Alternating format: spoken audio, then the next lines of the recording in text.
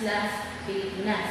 So before we are talking about our topic, so the meaning of annotation is that it means that adding notes or comments to a text or document to explain or provide context. It's like adding your own thoughts or explanation to someone else's work. So ang annotation is all about ang meaning or si Rizal ang annotation ni Rizal is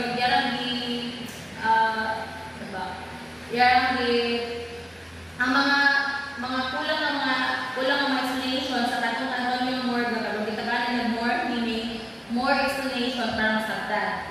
So ang libro ngayon gamit is Successos de las Islas Pilipinas. So successos is para siya events or happenings, mana siyang meaning happenings or events happens in the Philippines.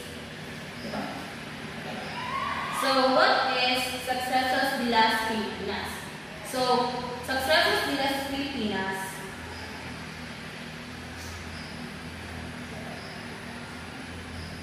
so it is one of the important works on the early history of the Spanish colonization of the Philippines published in Mexico in 1609 by Antonio de Borja. So it is published, it is annotated by Jose Rizal and prologue and authored by Dr. Ferdinand Blumentritt. So the meaning of Successos de las Pilipinas in English, it is the events of the happenings in the Philippine Islands. So muna siya ang English translation sa Successos de las Pilipinas. So next, so who is Antonio de Morga Sanchez? Who is Antonio de Morga, or his real name is Antonio de Morga Sanchez Garay or Garay, I don't know. So he is the Spanish historian and a lawyer. He is also a notable colonial official, a 43-year in the Philippines,